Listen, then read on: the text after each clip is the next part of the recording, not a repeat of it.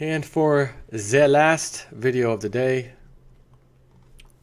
I got three things I could do. I'm going to give you a couple of headlines and then get into the main story, the most important one. Zero Hedge. Balance of student loans in default soars to over $137 billion. It's somewhere around $1.3 trillion in student loans outstanding. Of that, $137 billion are in 100% default. Doesn't include the ones who are not paying and haven't paid for months, maybe even years. These are like the super deep default. You're never getting paid, government or whatever entity gave us this loan that's backed by the government. Not looking good. And then another one, we're all doing it. Thousands of Canadian bankers admit lying to customers to boost sales. Several days after shares of Canada's TD Bank tumbled following reports that its employees were engaging in practices similar to those which led to a major scandal at Wells Fargo, which cost CEO John Stumpf his job and led to a bonus clawbacks and numerous terminations over the practice of cross-selling, employees from all five of Canada's big banks have flooded CBC's Go Public whistleblower hotline with stories of how they too feel pressured to upsell, trick, and even lie to customers to meet unrealistic sales targets and to be able to keep their jobs. In nearly 1,000 emails, employees from RBC, BMO, CIBC, and TD, and Scotiabank locations across Canada describe the pressures to hit targets that are monitored weekly, daily, and in some cases hourly. Management is down your throat all the time, said Scotiabank financial advisor. They want you to hit your numbers and it doesn't matter how. Some examples. An RBC teller from Thunder Bay, Ontario said, even when customers don't need or want anything, we need to upgrade their Visa card, increase their Visa limits, or get them to open a credit line. It's not what's important to our clients anymore, she said. The bank wants more and more money, and it's leading everyone into debt, she said. A CIBC teller said, I am expected to aggressively sell products, especially Visa. Hold those targets. Who cares if it's hurting customers? That's your banking system at large. Do you think this is only a Canadian thing? Oh, those damn Canadians up north, they're like the ones on South Park. Us in the South, south part of the Northern Hemisphere or the North America. We don't do that. American Bank. Oh, wait a minute. Yeah, we do. The Wells Fargo thing. They were filling out their customers' information, signing it, putting them in the loans and creating new bank accounts and then telling them, oh, your bank account's below the threshold or you're going to get a fine. You're going to pay the fine now. But I didn't open a bank account. Yeah, it says you did here on this day.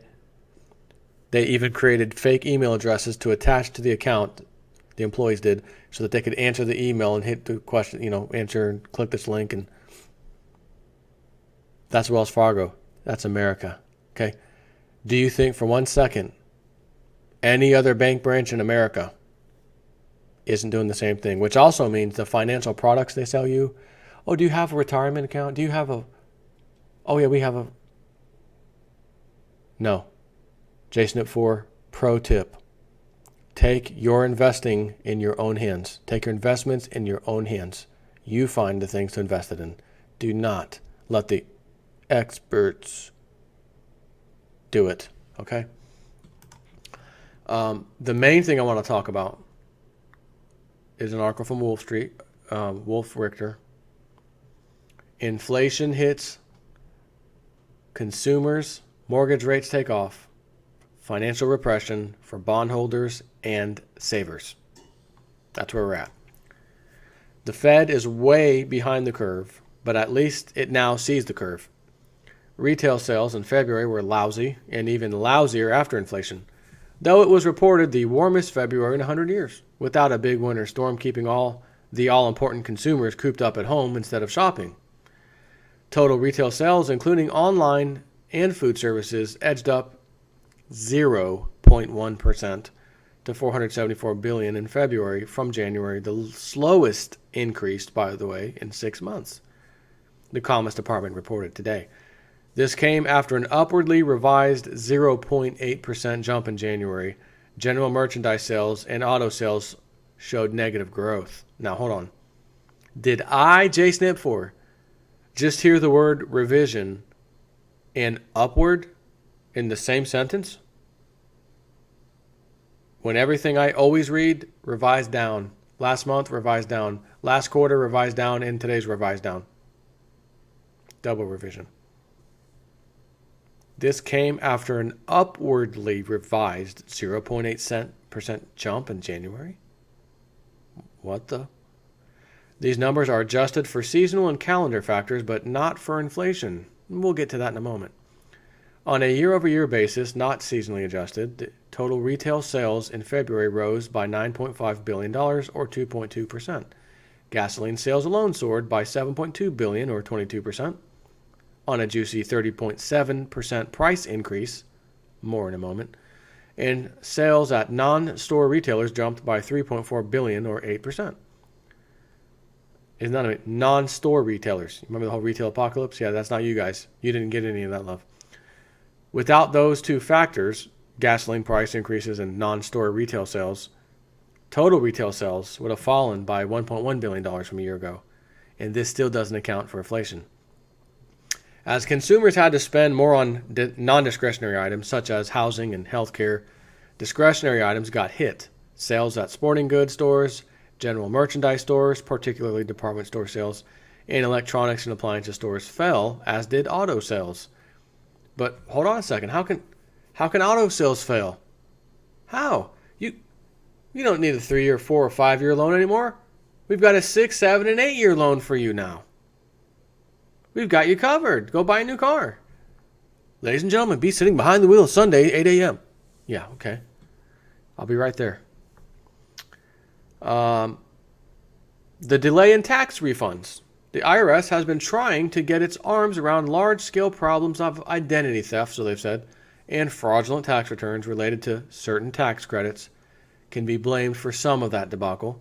These tax refunds are immediate spending money for most people. Inflation can be blamed too, as prices rise in things consumers must have. They cut back on things they don't necessarily need to have. When prices rise in non-discretionary goods and services, such as healthcare and housing, consumers cut back on discretionary items. And prices are now rising, particularly in services. The Bureau of Labor Statistics reported today that the Consumer Price Index for all urban consumers, CPI-U, rose 2.7% in February from a year ago, the biggest 12-month increase since March 2012. Despite years of scaremongering about deflation, there were only few dips in a relentless upward trend of inflation that is now accelerating. This chart shows the Consumer Price Index, not seasonally adjusted, going back to 2000. Since 2010, CPI has increased 12.8%. So let's look at that real fast. This one. 2000, 2016-ish, February 2017. Relentless trend of the Consumer Price Index, not seasonally adjusted, but again, going back to 2000 since 2010. Since 2010, not since 2000, since 2010, CPI has increased 12.8%. Seems to me like 2010 was just yesterday, doesn't it? Core CPI rose 2.2% year over year. This strips out food and energy, while prices of food at home edged down 1.7% year over year. Energy prices jumped 15.2%. Within that, gasoline prices soared 30.7%. And this too hit people in their pocketbooks. Prices of used cars fell 4.3%, which is helpful for used car buyers, but a phenomenon the new vehicle industry and auto lenders, particularly those targeting subprime borrowers, have been dreading for a while. Used car values represent the collateral of the loans and trade-in values for new car sales. Ripples are already spreading throughout the industry. And here is where inflation hurts consumers the most. Services. That's where consumers spend the majority of their money.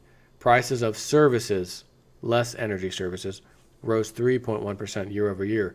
This includes shelter, up 3.5%, medical care, up 3.4%, and transportation, up 3.6%. This chart by Doug Short of Advisor Perspectives shows inflation trends for different goods and services. Healthcare, top line red, has skyrocketed 87% since the year 2000. Let's take a look at this one. And let's zoom in a little bit. So we have food and beverage, housing, apparel, transportation, medical care, recreation, education, communication, other goods and services. So as you can see, healthcare, absolutely out of control. Housing, or is that other? That's other. 63% or so.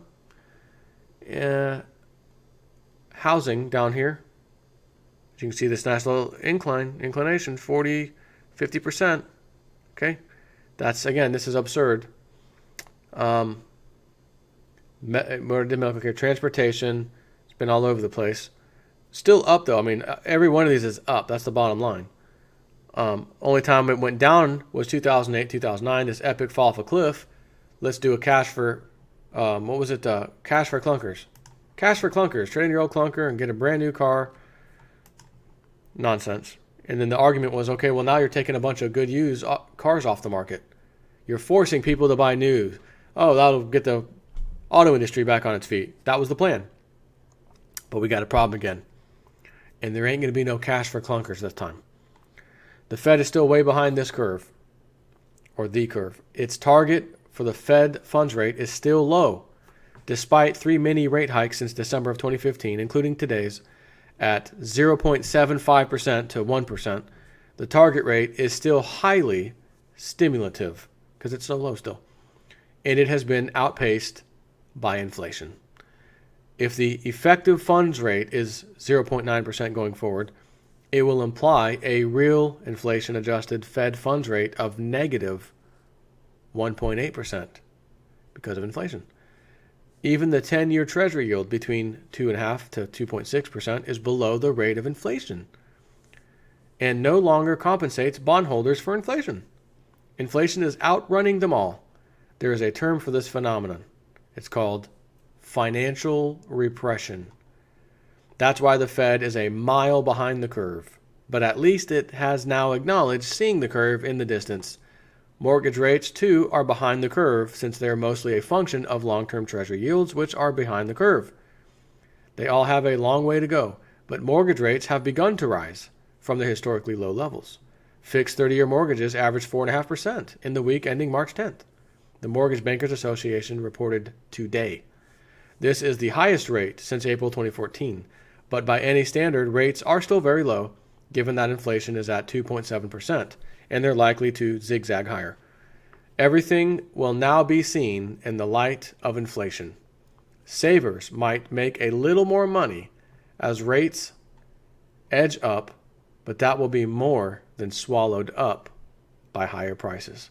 Inflation will eat dividend yields and will eat into wages. These are income streams consumers count on for their spending money, but these income streams are not keeping up with price increases, so consumers either cut back where they can, discretionary spending of course, or they borrow at rising rates to fill the holes, thus building up an increasingly costly debt that will down the road raise their costs of living even further. Inflation can have a pernicious impact after years of super low interest rate environments. As markets adjust to higher rates, our super inflated asset prices across the board, and especially in highly leveraged sectors such as residential and commercial real estate, are likely to struggle for years to come. But with impeccable timing, after a blistering 7-year price boom in commercial real estate, and just when it hit the ceiling, foreign investors jump in at a record pace. Read, foreign investors pile into U.S. commercial real estate bubble. So now we have even more coming over here? Are these people idiots? What are they doing? I gotta see this. With impeccable timing, after a blistering 7-year price boom, 2016 might later be called the peak year in terms of commercial real estate, or even the post-peak year, depending on the metric. Overall office sales in 2016 fell 7% from 2015 to $140.5 billion, according to JLL research cited by Commercial Cafe, a sister company, Yardi Matrix. And leasing activity was hampered by office tenants that were reluctant to make any major moves pending the conclusion of the presidential election. But graciously, foreign investors jumped in with both feet to help out. The report by Commercial Cafe says the market has become a haven for offshore investors who are pumping record amounts of capital into U.S. office assets, especially in primary urban cores. According to JLL Research, foreign office investment surpassed $20 billion in 2016, accounting for 16% of the overall acquisition volume. And while historically Canadians have been the most active foreign players on the market, Asian and German investors are now stealing the spotlight. Of the 50 largest office deals that closed in the U.S. in 2016, the trophies that get global attention, offshore buyers accounted for 43%, and those from Asia alone counted for 16%.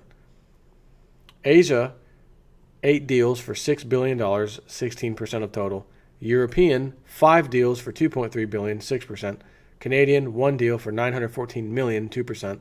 And mixed foreign and U.S., 9 deals for $7.1 billion, or 19% of total. Of course, this was 2015-16 numbers.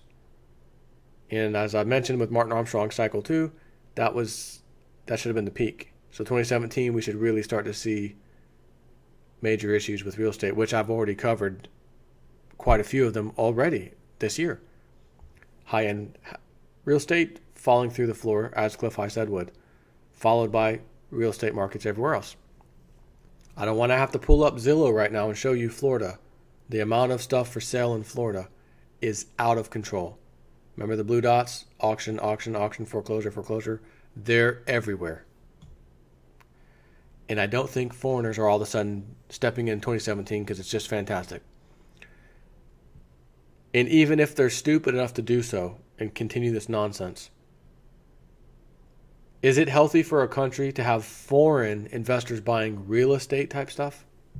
So that when you pay your rent, you're paying a foreigner.